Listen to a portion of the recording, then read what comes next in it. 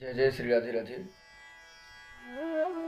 कई लोग बलि प्रथा को बड़ा मान्यता देते हैं। देखा गया है कि कई प्रदेशों में, कई प्रांतों में धर्म के नाम पर, तो कई जगह स्वाद के नाम पर, कई कई प्रकार के नामों से बलि प्रथा को बहुत ज़्यादा बढ़ावा दिया गया है।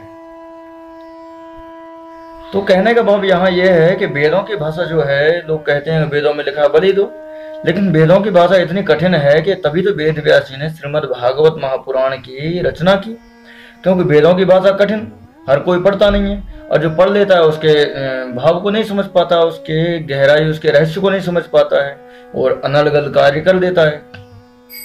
इसलिए श्रीमद् भागवत महापुराण की रचना करी। इसलिए यहाँ वर्णन कर रहे हैं श्रीमद् भागवत के चतुर्थ स्कंद के 24वें अध्याय में कि पृथु महाराज जो हैं भगवान के ही अवतार कहे गए हैं।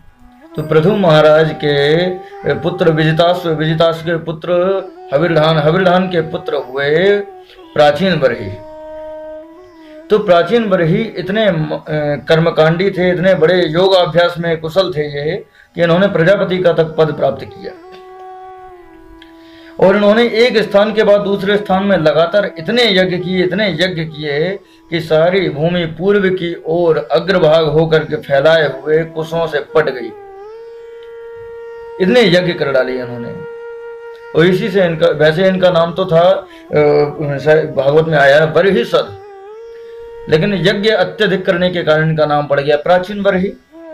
इनका विवाह ब्रह्मा जी की आज्ञा से समुद्र की पुत्री शतद्रुति से हुआ। यह शतद्रुति इतनी सुंदर थी कि यदि हम अपनी भाषा में यूं कहें, आज की भाषा में, तो उस समय की वर्ल्ड सुंदरी थी वो, विश्व सुंदरी शतद्रुति, जो कि समुद्र की पुत्री थी।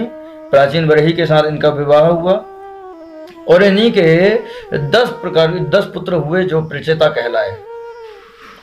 अब प्राचीन बरही कर्मकांड में तो बड़े प्रवीण थे, इन्होंने इतने यज्ञ कर डाले, लेकिन यज्ञों में क्या किया, इनसे बड़ी भूल हुई।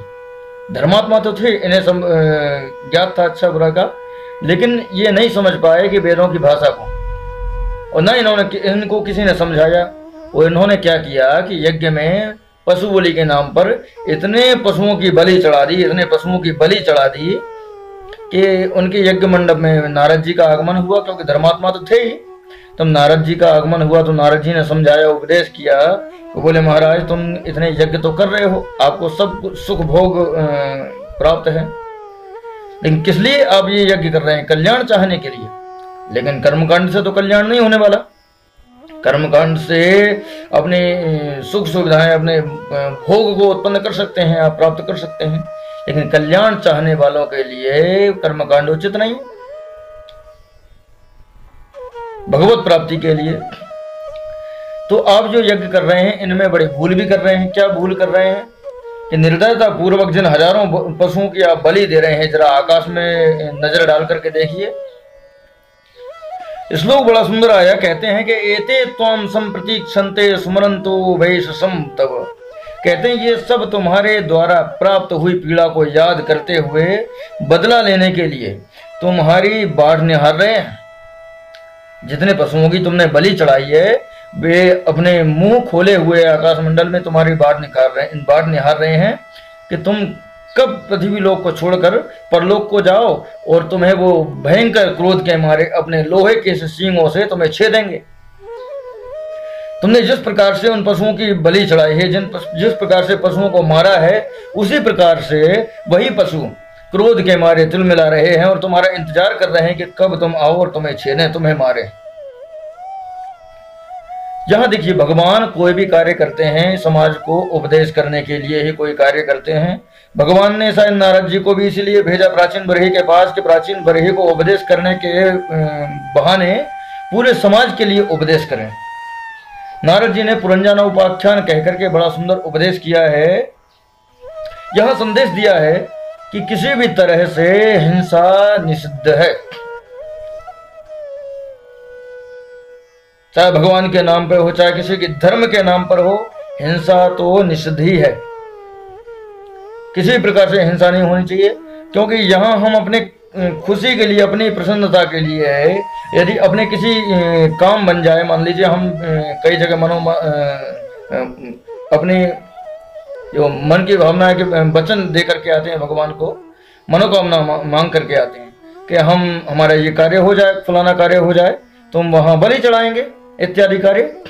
अब आपका कार्य हो गया, मान लीजिए किसी भी आपका शायद कर्म में, आपके प्रारब्ध में वो कार्य होना हो, वो आपका कार्य हो गया, किसी के आशीर्वाद से हो गया।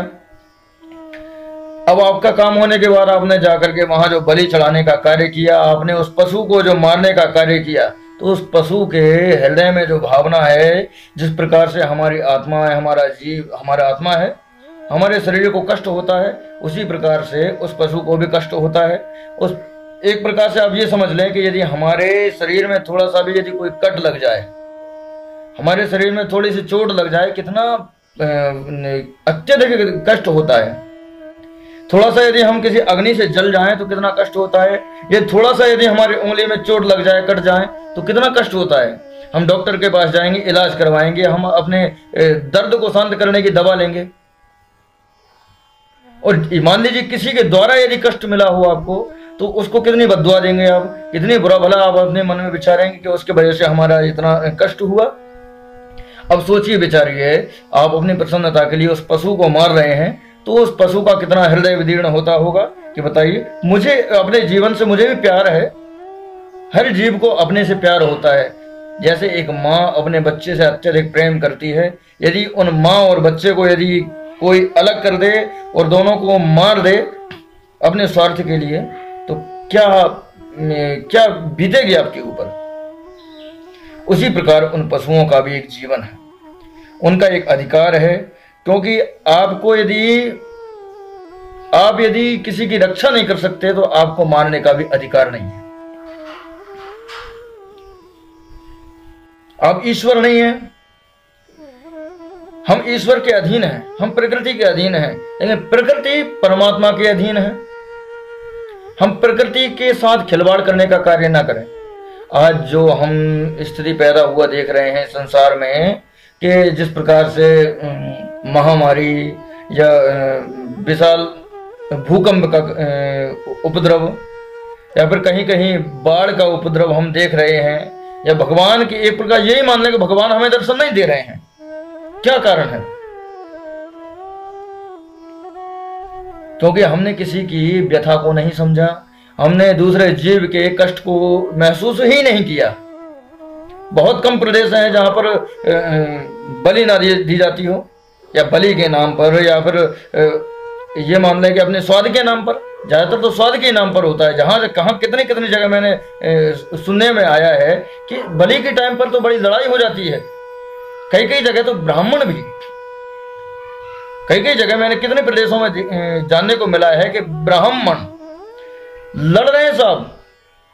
उस एक बकरे की बलि की चढ़ाते समय ब्राह्मण कह रहा है, नहीं नहीं, हम गर्दन के पीछे से ज्यादा पीछे से काटेंगे ताकि ज्यादा हिस्सा हमें मिल सके। यहाँ क्षत्रिय चिल्ला रहे हैं, नहीं नहीं महाराज, गर्दन के और लड़ से काटो ताकि हमें ज्यादा शरीर मिल सके। क्या पागल हो गए, इंसान की बुद्धि खराब हो गई है। लेकिन जैसा कर्म हम करेंगे वैसा ही हमें भोगना पड़ेगा। हमने यदि किसी को कष्ट दिया तो हमें भोगना पड़ेगा। हमने यदि किसी के गर्दन पर यदि आरी चलाई है, किसी के गर्दन पर यदि हमने चाकू चलाया है, तो हमारी गर्दन पर भी चाकू चलना प्रारब्ध बन गया, कर्म बन गया। हमने जैसा कार्य किया है उसको हमें भोगना ही पड़ेगा, चाहे कैसे भी हम भोगें, भोगना तो पड़ेगा ही पड़ेगा। जिस प्रकार अब हम कई प्रकार से हम जब कष्ट होता है तो हम रोते हैं, हमने ऐसा कौन सा कार्य किया था जो हमें ऐसा कष्ट मिल गया। शायद तुमने वो कार्य किया होगा तो, लेकिन तुम्हें याद नहीं है ऐसा। तुमने शायद किसी को कष्ट दिया होगा तो उसने तुम्हें कष्ट दे दिया। इसलिए ध्यान रहें, अपने कर्म को उज्जवल बनाएं, अपने जीवन को अहिंसाप्रद बनाएं। किसी को कष्ट ना हो किसी भी प्रकार से, हमारे ना व्यवहार से, ना हमारे चरित्र से। हिंसा वृत्ति छोड़ें, क्यों कलयुग का वास भी हिंसा में ही है। ब्राह्मण को तो ऐसा नहीं करना चाहिए। ब्राह्मण तो जगत गुरु है, ब्राह्मण को तो समझाना चाहिए। सत्य सत्य के बारे में बताना चाहिए, अच्छे बुरे के बारे में बताना चाहिए। यदि वो नहीं बताता है तो ये उसको एक प्रकार से हम ये मान लें कि अपने कार्य के प्रति यदि सक्षम नहीं है, यदि अग्रगण्य नहीं है, तो वो अपने कार्य के प्रति हरामखोर है एक प्रकार से, सीधे सीधे शब्दों में यदि हम कहें तो। क्योंकि ब्राह्मण बिगड़ा तो जगत बिगड़ा। इसलिए सबसे पहले ब्राह्मण को अपनी दूरी पर अड़िग रहना चाहिए, अपने कर्म में तत्पर रहना चाहिए। जय जय श्री